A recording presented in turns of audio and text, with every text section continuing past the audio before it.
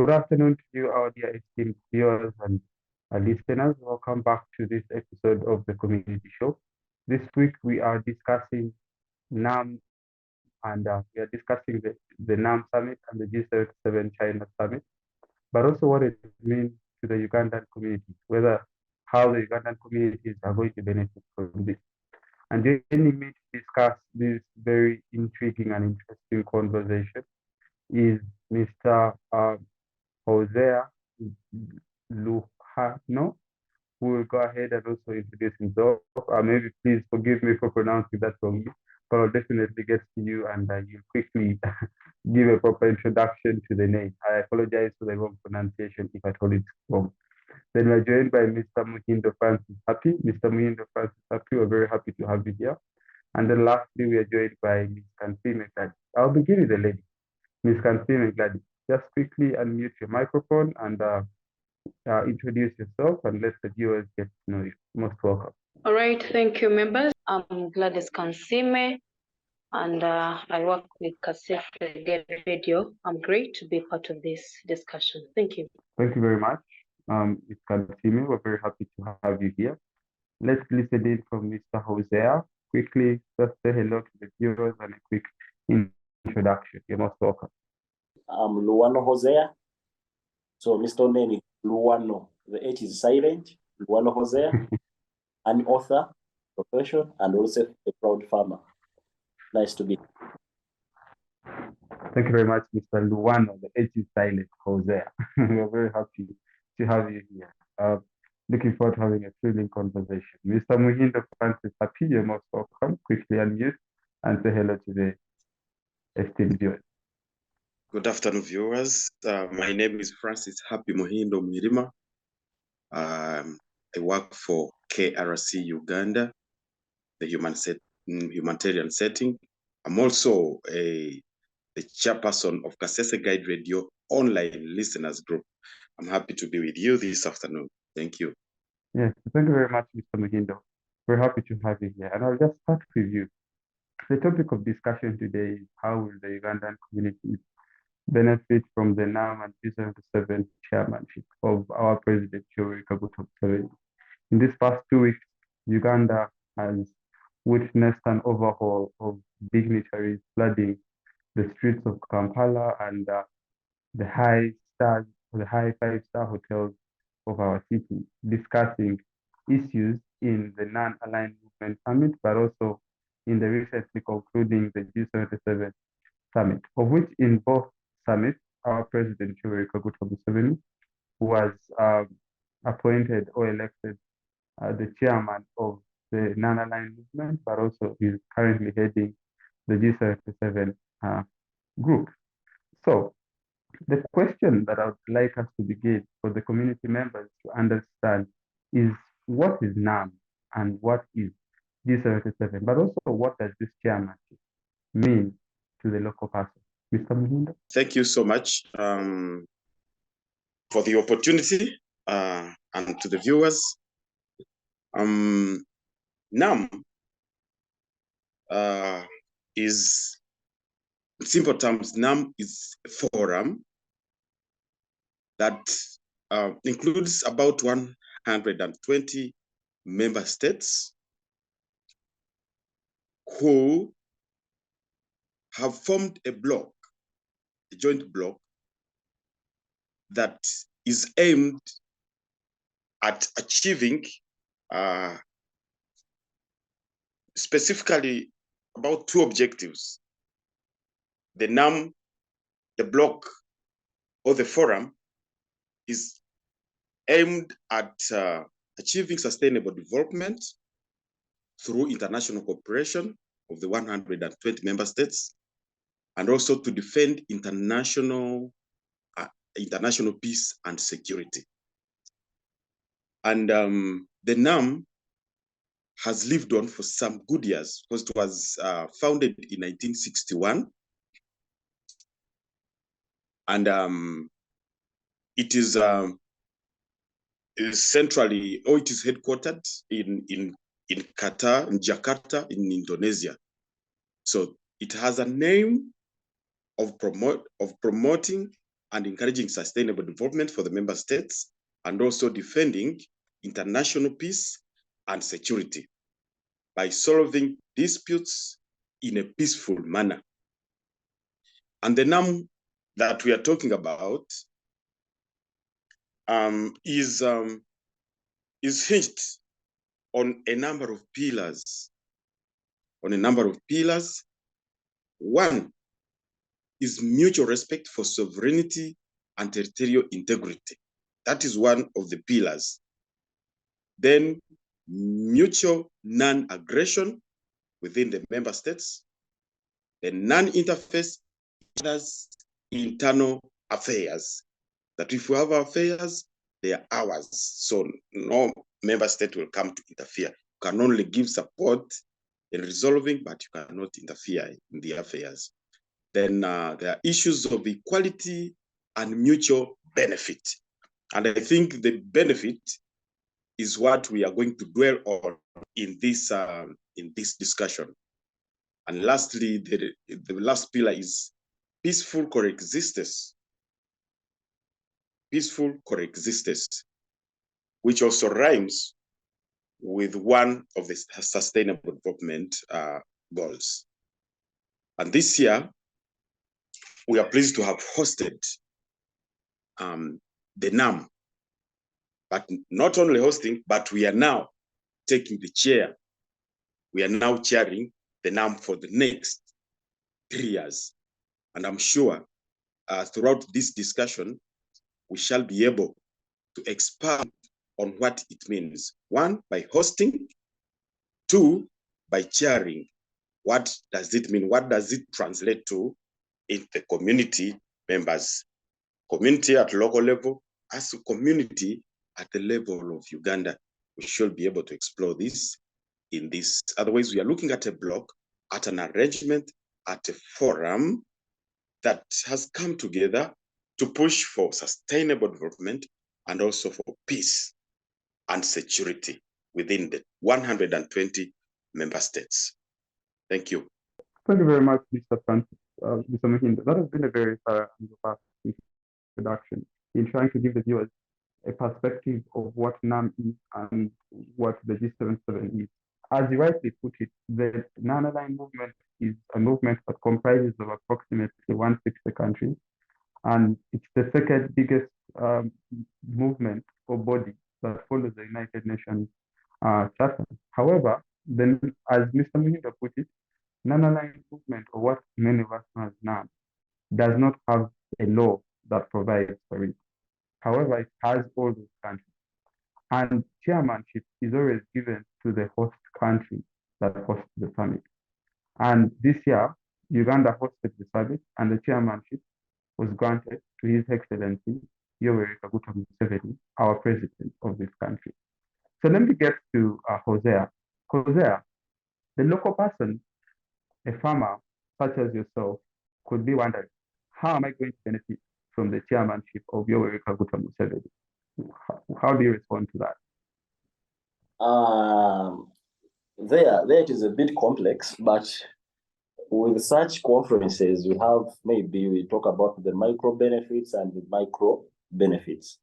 The macro is more of the biggest view of how we benefit as a nation, because now if you start to explain to the farmer down there that there's diplomatic and political significance, so a local person there may not understand what you're trying to explain to them. But we have what we call the micro benefits, like the chain goes down. Because now when NAM was here, there is no, you can tell me that everything they're consuming came in from abroad.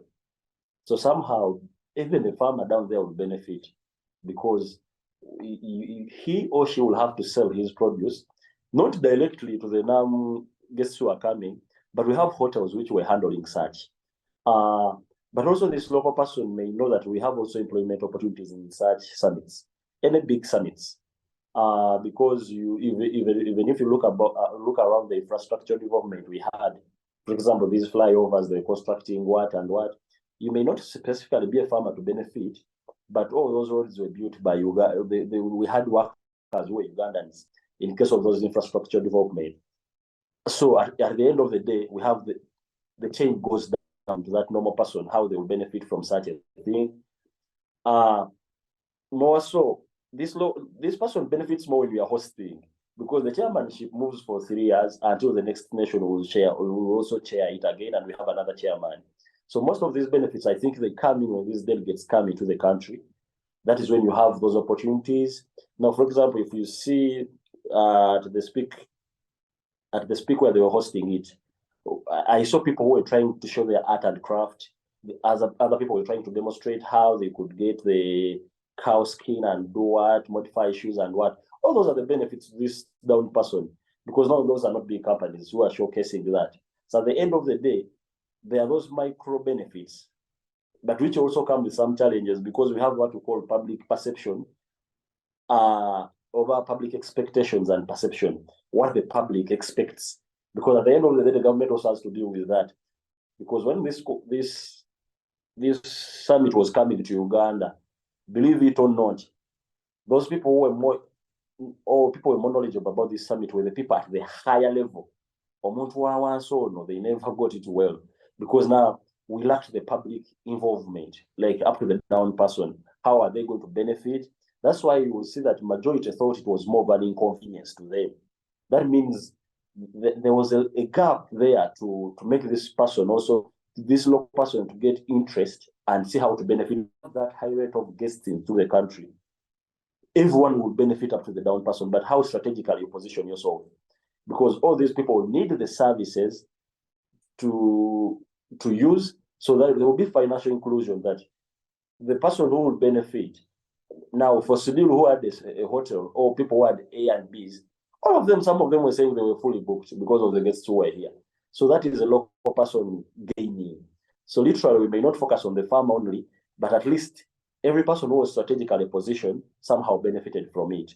Now, the challenge was the public perception. What were they expecting in regard with what was coming? Because we had that huge perception. Maybe we may have that effect far to Ginger, maybe up to far from other areas. But as you saw, it was literally in the city, but not actually all the Kampala city. You'll see that it was strategically Entebbe, Munyonyo, where. So the wider view, I may not be able to explain to someone from Nakapilipiti how we gained from this, but that is micro.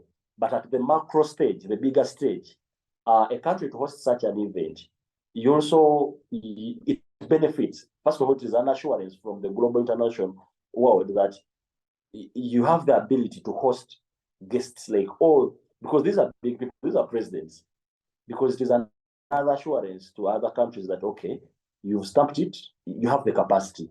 So those are macro. So for me, I think we may discuss more about the macro at the bigger level, like tourism, but at the end of the day, that is macro tourism. But at the end of the day, there is a person who's a tour guide in Queen Elizabeth, where those tourists will come.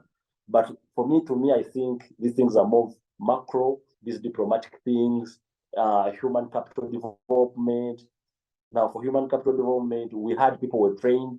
I'm sure we didn't have those before, those numbers where people know how to handle delegates.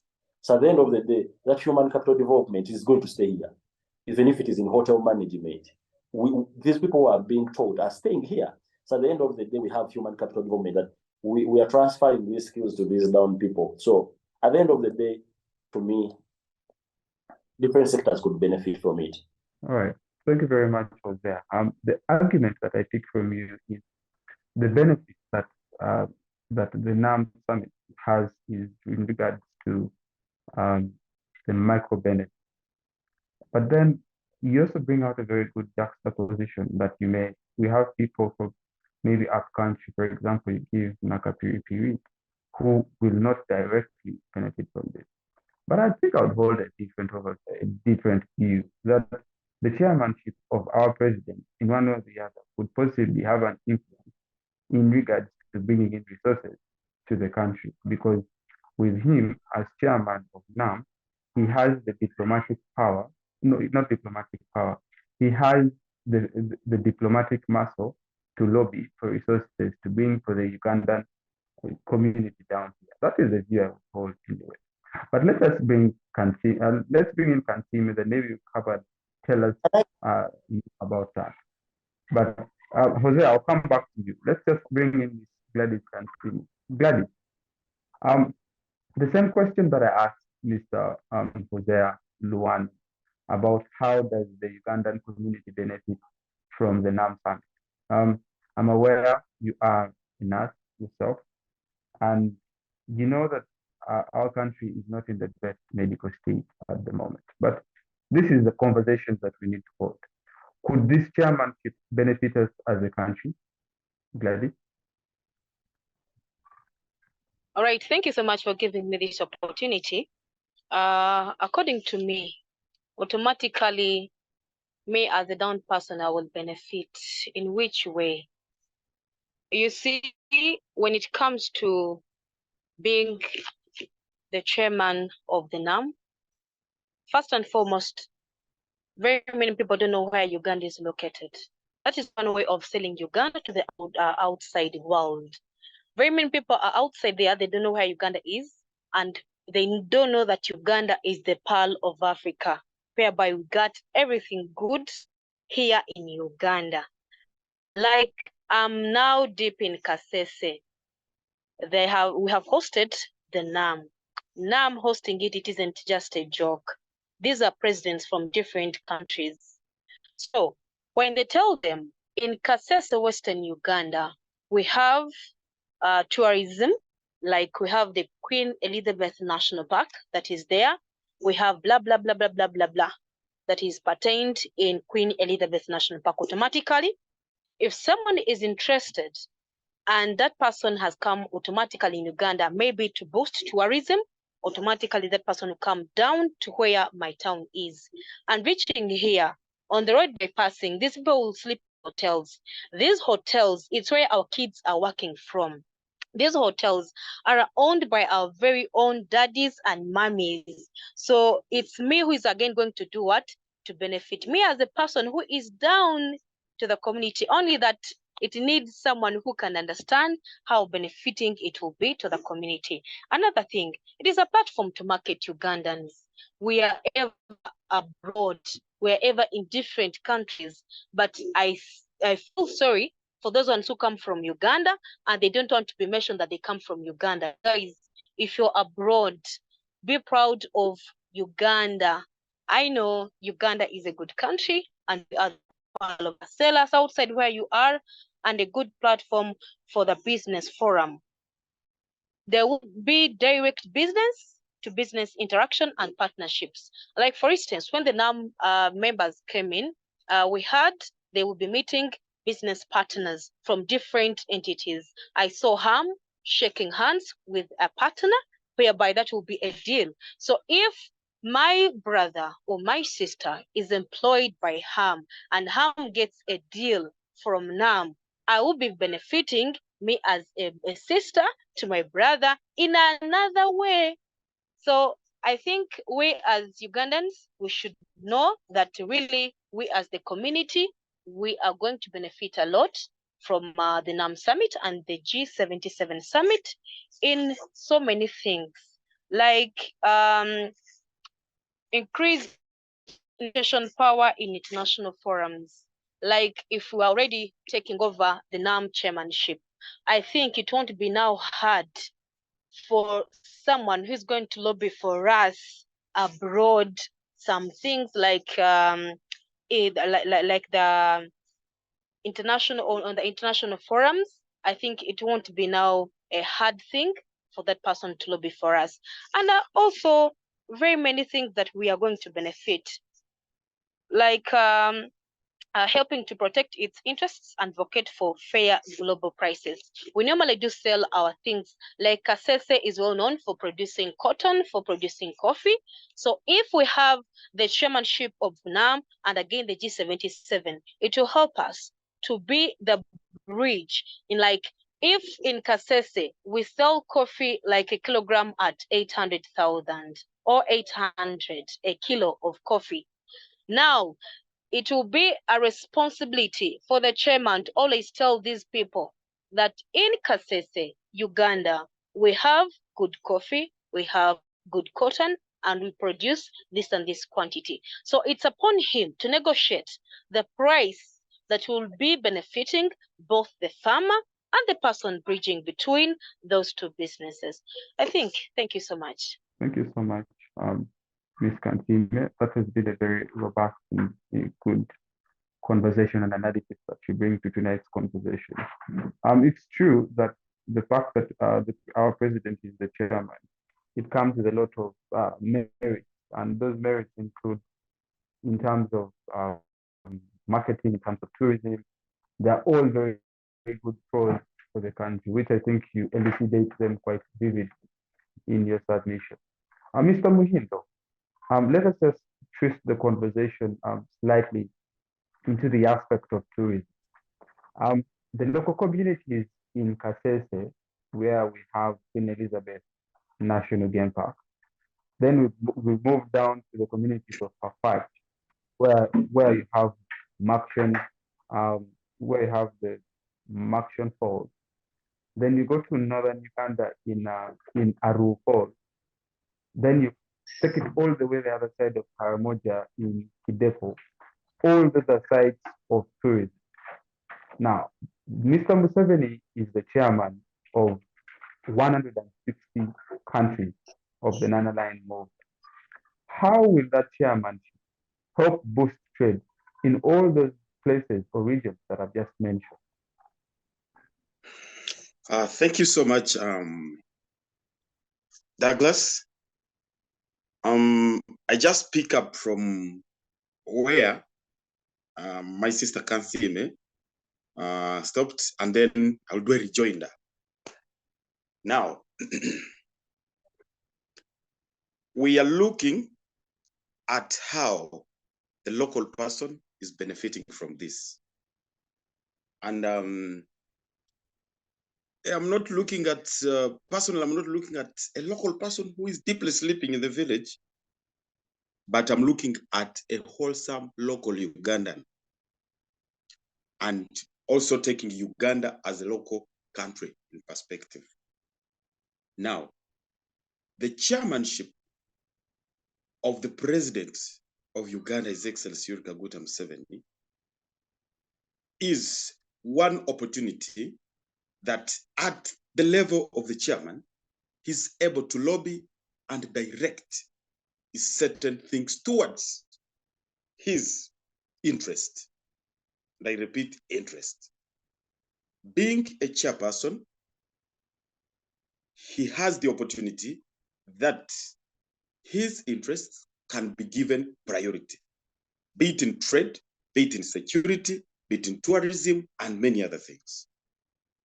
So I start from the upper level that, one, our diplomatic prestige and global visibility has already started by the hosted and the fact that we are chairing.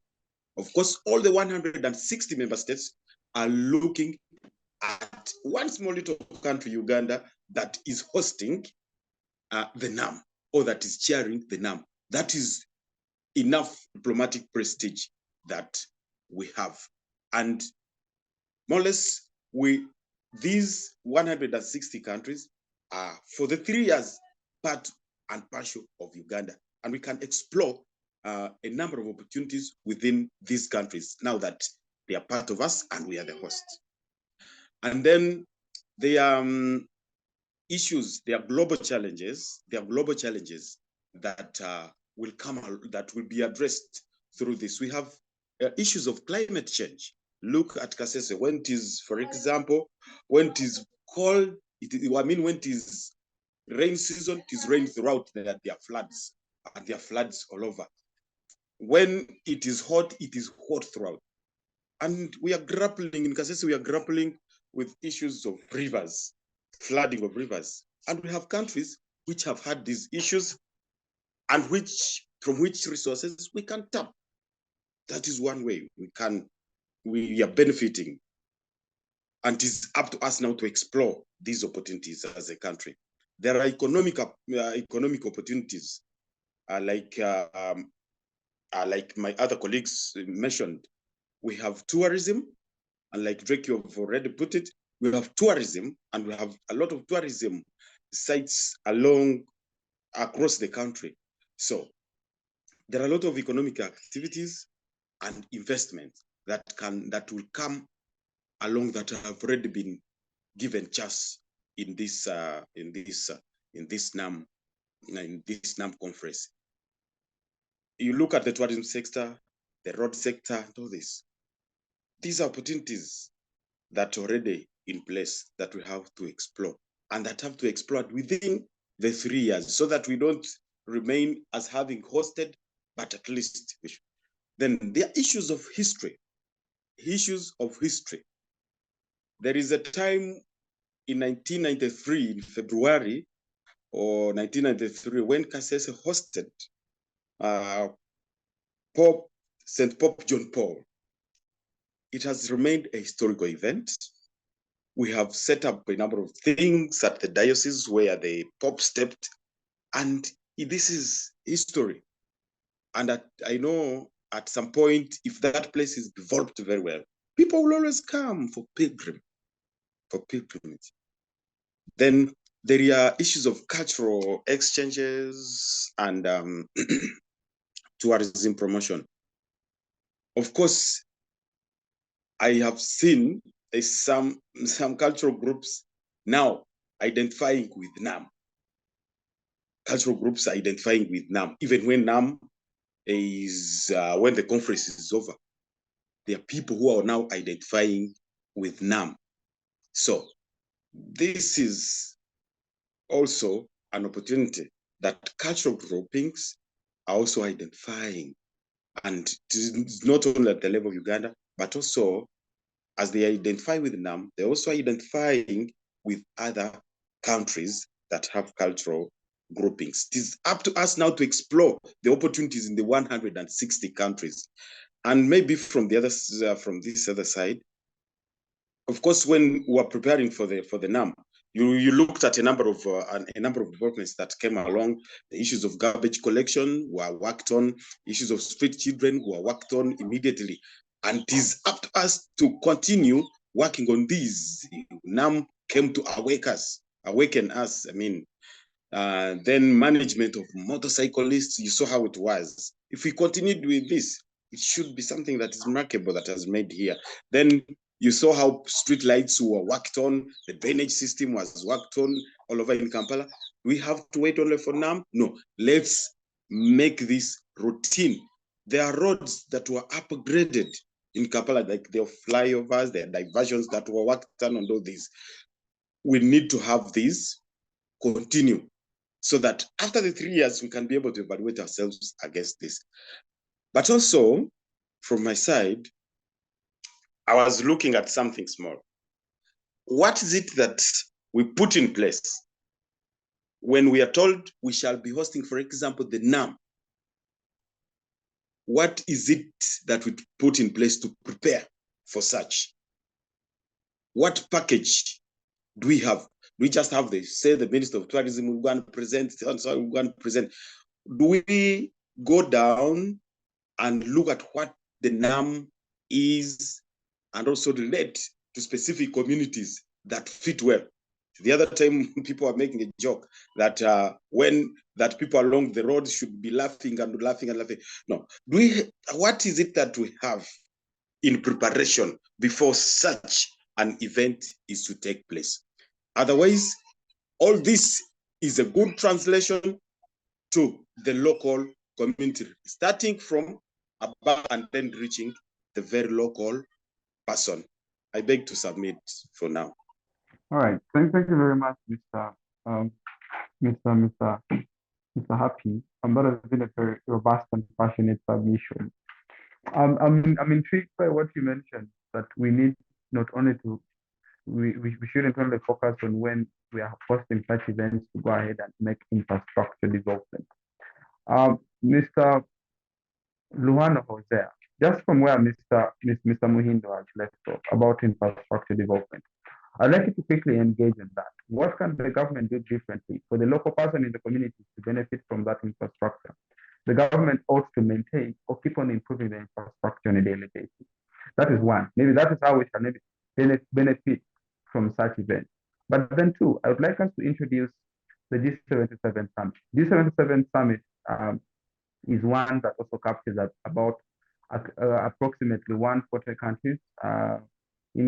China is part of it because they aim at boosting trade, investment, among others. But in them doing that, there is non-discrimination. They have similar principles and ideologies as that to NAM. So now, as we discuss NAM, and I want us to bring in the aspect of the G77.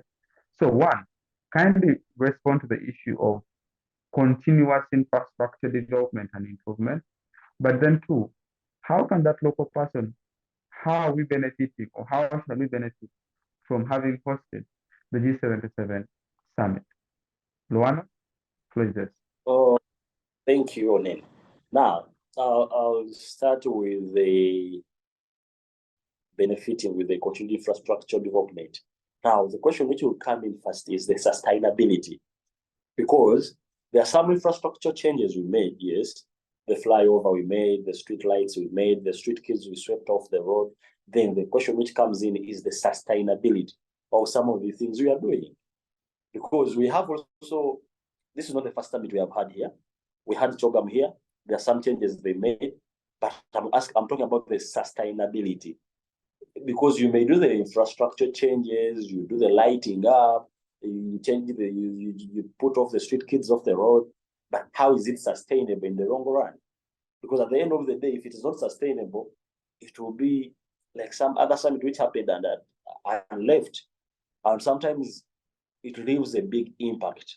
So, but for the Civic resort, which now we have a conference center in Uganda to the world standard, that one is sustainable, I'm sure, and it can also become more appealing for other summits to come here. So to me, I want to also look only for the infrastructure they're going to be making or the improvements they'll be making. I'm also interested in the sustainability, the cost implication, can we sustain it? And the local person there down will benefit in this chain from top to down, as long as there's sustainability. Because even this event where there was networking, someone meeting someone there, because we had the opportunities of networking, leave these delegations which we've been sending for other summits where we have to send more than 100 delegates. Here they came here, meaning it was just us to position ourselves to different people, how we can benefit from them. Now, it has to come from up to bottom. Now, if we had people we positioned well for that networking, it's them to now show the other person that, okay, we have investment opportunities here. If you bring such a factor to this certain place, now that is where the local person, yes, Mr. Muhindo talked about the local Ugandan at the upper level. I'm interested more in the local person on the lower level, because the local person on the upper level, like Subiru, yes, benefited. We have people like have all those ones, hotels, those are local Ugandans. But also I'm interested in the person who is in Nakapiripiti. That one is supposed to benefit from these people who are the diplomats we send to bargain on our behalf for the networking. How do they convince this person that if you take the industry in Mbale, if you take this and this, if you help us provide this knowledge about and this, that is now we can break down that if a textile company is built in Mbale and they provide jobs to the local people down there, now there we are getting down. So that is why I'm interested in the implementation. Yes, after the summit, we made the networks, now how do we go down so that up the local person benefits? Now, when you talk about the China G77, most of these countries have some things in common, because if now it is more developing countries, then G77 still is comprised of developing countries, meaning most of the things which are affecting us are the same. And if you were observing well during the NAM summit, we had the side conferences where we had European Union, we had what? Now, these are all people coming in to tap from these developing countries, because non-allied movement would think maybe you have nowhere you're falling. Yes, that is how it's supposed to be. But at the side meetings, you would see different European Union coming in. You see the Asian countries coming on also to tap in from that conference. Meaning it is an opportunity also to seek from those developed countries. Now, China G77 is more spearheaded by China to help these developing countries. Now, how we benefit, I go back to the other thing that, okay, after positioning ourselves well, now we are known, we have that global visibility. How do we take advantage of that? How do, okay, if I have different countries, we have had people over companies coming in, or we are sharing from other countries where they have had companies implementing something. How can we implement it also in our countries? Then there are countries which have come, since this is a group of developing countries, there are some countries where Uganda is actually more developed than them. Now, that is when these local investors we have, for example, if you see the Namibia, is it Namibia where the Prime Minister was interested in the natural project of HAM and was interested for HAM to go to the other side to implement it. Now, you will have those opportunities where there are low developed countries coming to Uganda, and also they are seeing some things you're doing in a unique way. And if you go to that, they will also looking for you. They will see you as also as investors to their countries. So how do we tap into those? How do we tap into those opportunities? But how do we sustain them and implement them so that in the longer run they benefit the down person? Thank you. Thank you very much for that. And yes, thank you. I get the frustration. Your frustration is in the aspect of implementation, which, in my opinion, I would still say the same.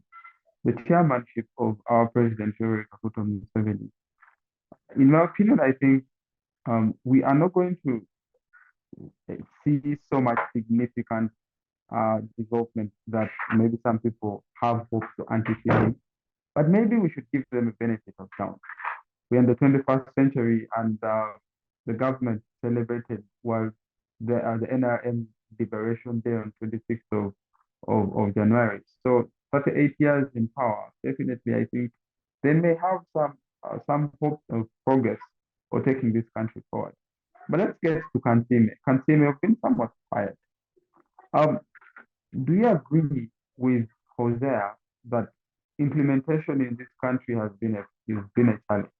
And the fact that our president is the chairman of the NAM, but also of the G77, we are not going to possibly, from all the anticipated merits that we may have there will be very little or no implementation at all. Do you agree with him? Or should we have certain hopes as to regards that chairmanship? All right, thank you so much, Mr. Douglas.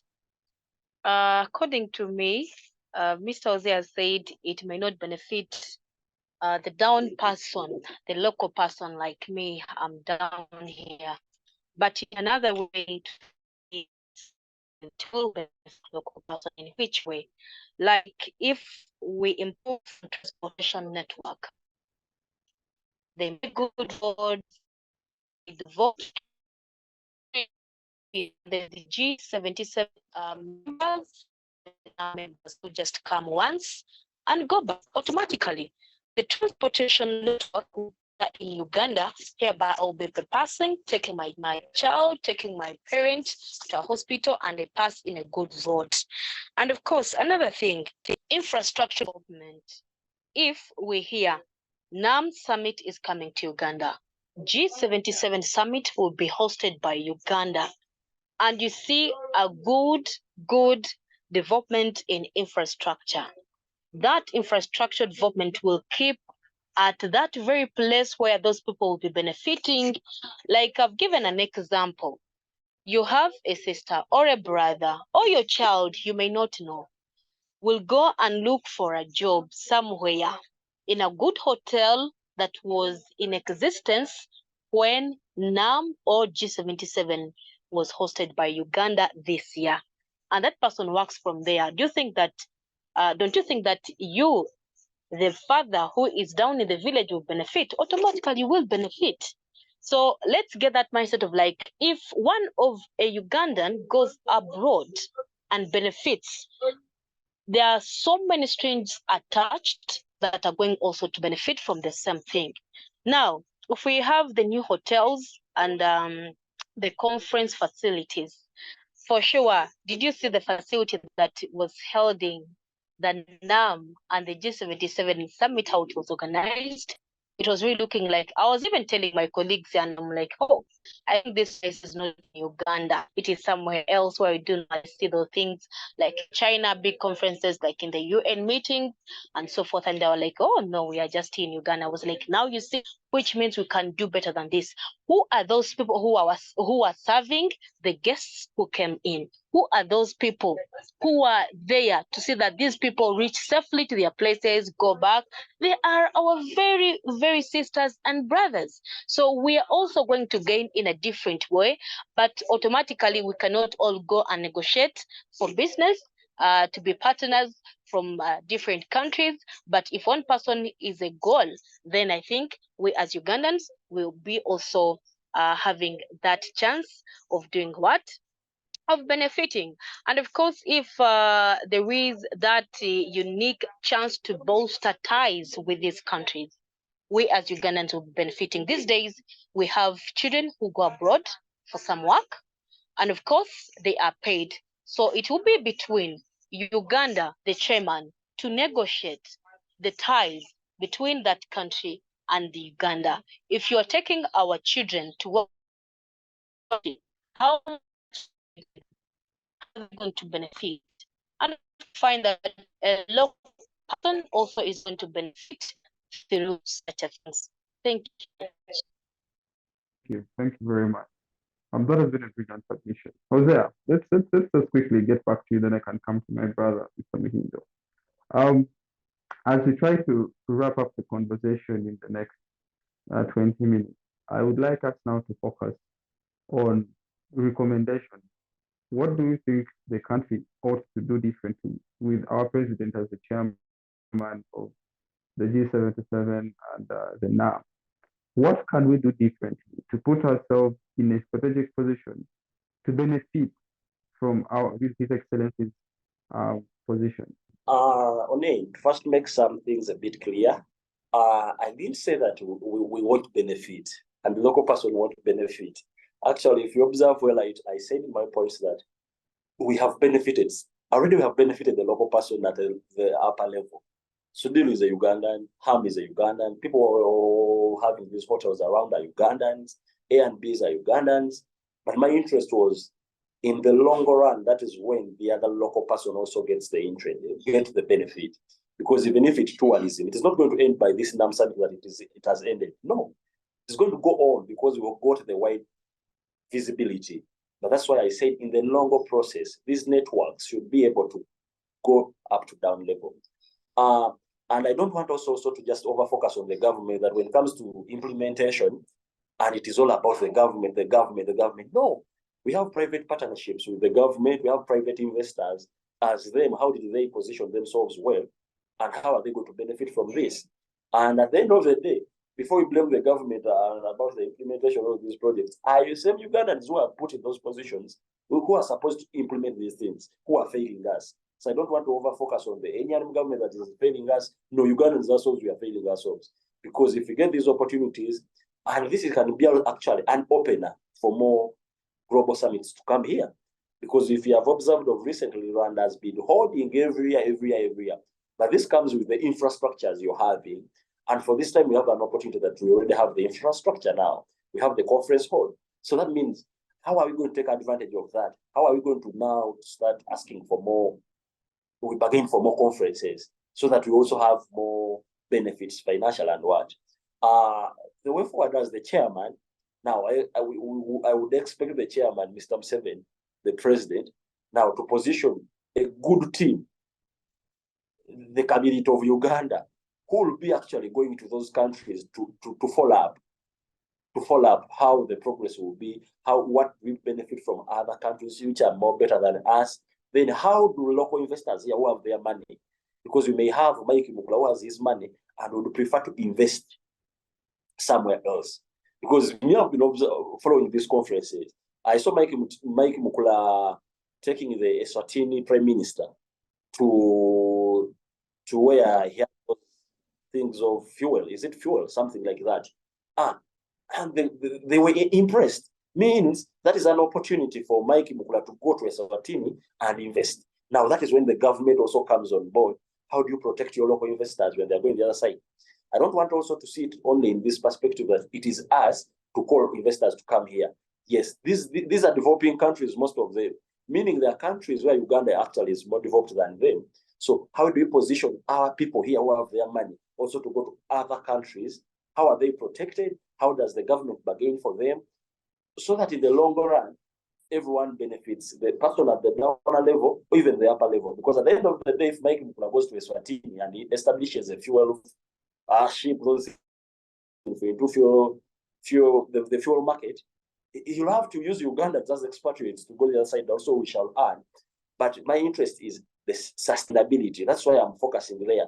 How do we make it sustainable? How do we enjoy the advantages and the benefits in a sustainable way? I don't want it to end there. For example, okay, we took the street kids off the road. We have any other way we are going to make sure they don't come back? Now that is the sustainability. What are the things we are putting in place to make sure that our street lights are continuing? Because now that is sustainability. How the investors we talked to, the opportunities we got, who's going to do the follow-up? Who's going to follow up to that company which was interested in market process, the coffee processing? So I'm positive. I'm not saying that I'm negative about this. I'm actually very positive, and I wish actually more conferences. Because on another side, I told you this was like validation showing that Uganda has the capacity to hold such big summits. On another side, that is security, trying to prove to people that we are safe, because you don't expect presidents who are here, 23 and above, to be in a community, to be in a place where they are feeling unsafe actually. So it was a stamp. That is an achievement to the government, that we are safe here. So meaning even to the investors, because no one would wish to invest their money in a country where they think it is politically unstable, it is unsafe. Now that means that was also another stamp. That was another indirect sign from the president that, you know what, this is a safe haven for you investors. You can come and put your companies here. Now, what we are interested in, the Ministry of Investment, the Ministry of what, how do we follow up? How do we tap into these opportunities so that they don't just pass and say, okay, we had NAM in Uganda, we had G77 in Uganda. What we remember, we have the conference hall, we had roads which were made. Now, can we continue? Because actually, even after the NAM, we still have roads being worked on, meaning it was beyond NAM. So how do we sustain all these things? How do we continue so that we plan for everyone inclusively? Because before NAM, we're saying, okay, borders don't go to the main sense, the CBD, the Central Business District. Yes, thank you. Now, after NAM, are we having them back? You know, the things I'm talking about, sustainability. How do we organize ourselves so that we don't have to have another conference and they start bringing conditions that, okay, street traders move off. We need to be strategic and we do things intentional. So by the time something is coming, there's nothing like adjustments we are making which are too much. So, and diplomatical and political significance, it is too huge. It is very, very huge. It is a very good advantage to the country. So to me, we have actually a lot to benefit and more if we sustain, we implement and sustain and follow up on everything. Thank you, Onen. That has been a brilliant submission. I get what you mentioned. You talk about sustaining development, the aspect of sustainable development, which, in my opinion, I think has a very strong and very sufficient recommendation. Let's get listening from Mr. Mwirima Francis. What are your recommendations from the NAM and G77 Chairmanship? Thank you so much, Drake and Hosea, for the submission. My recommendation, I also buy into the idea of Mr. Hosea that we need to set up a team that is going to think beyond hosting.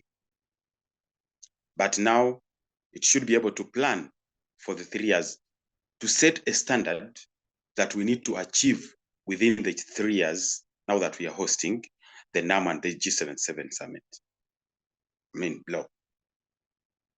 We should be on top on the list should be one, a way of marketing our local products. Like we have the best coffee, the best island coffee. That should be one on the agenda, top on the agenda. How do we market our local products, coffee, rice, and all these others? 2 is the team should be able to look at how we can digitalize and market the tourism sector, because this is where we get huge sums of money. So the team should look at how we can digitalize and market the tourism sector beyond East Africa, beyond Uganda, and so that when someone needs to know what is in Kidepo, you have to come to know. Let's have all this digitalized and attract people to come around. Then that we should strengthen more our security, especially by borrowing or sending our security personnel for specific military command courses within these other countries that have excelled in managing terrorism. This would be very good for us because the Rwenzori region is grappling with these terrorists and all that. Then we should also, top on agenda should be the issue of exploring opportunities from these member countries. We have 160 member states. What is it that we are going to pick from most or all of these countries? We should be able to reach out to these countries, explore what is there, and then bring home. And then whatever has been set, like Hosea said, we should see a way of how this is being sustained. Do we have to wait for another G77 and NAM summit so as to renovate the other road? Or can't we just go on with the renovations? Can't we just have the street lights on? Can't we have just the garbage collected routinely? So the sustainability of what has been put in place and what we intend to put more in place is very key as we move on with hosting and also chairing the NAM and G77. Thank you. Over to you, Drake. Thank you very much, Mr. Muhindo. Those are very brilliant recommendations that you give over there. Let's listen in from Ms. Kansiime Gladys. What are your recommendations for our country moving forward? Sustainability is key, how my brothers have been saying. Then another thing, if we're going to keep in this, please let's oppose the use of force and the use of nuclear weapons, because it has come to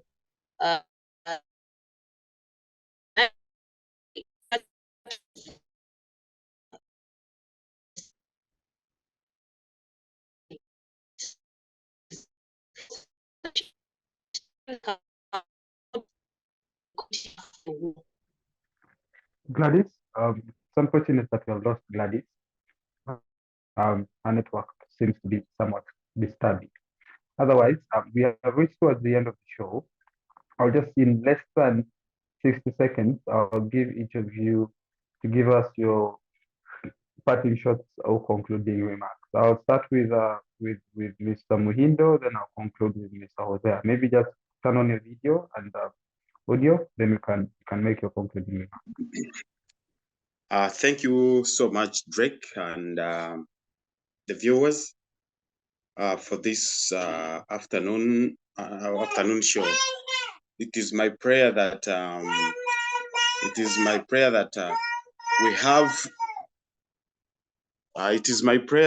for these recommendations that we've tried to put across be taken up by specific people in government that that can ably sit on the steering committee of the NAM, and then we have them implemented or some taken on for implementation.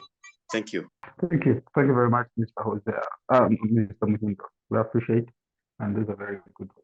Mr. Hosea, your concluding remarks.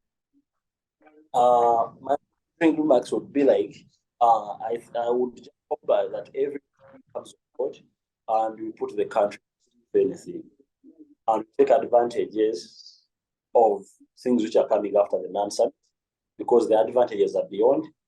I don't know how much money we have been spending in advertising the country. It was advertised by that site. So I pray that every Ugandan strategically position themselves so that they tap in from the blessings which are coming with these summits. Thank you very much. I see Kansiime is back with us. Kansiime, can you just maybe quickly turn on your video audio give your recommendations and concluding remarks, and we can call off the show. Hopefully, there will not be technical issues. Thank you. Kansiime, over to you.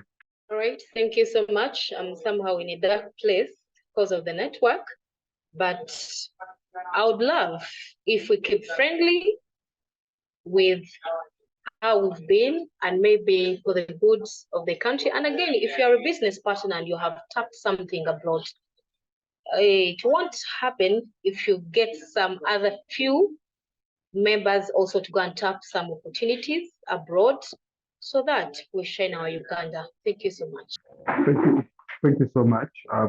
Thank you so much to you, Ms. Kasese Gladys, Mr. Luwhano Hosea, and Mr. Muhindo Francis Happy for taking part in discussing tonight's conversation. That is tonight's topic. That is how will Ugandan communities benefit from the NAM and G77 Chairmanship of our President Yoweri Kaguta Museveni.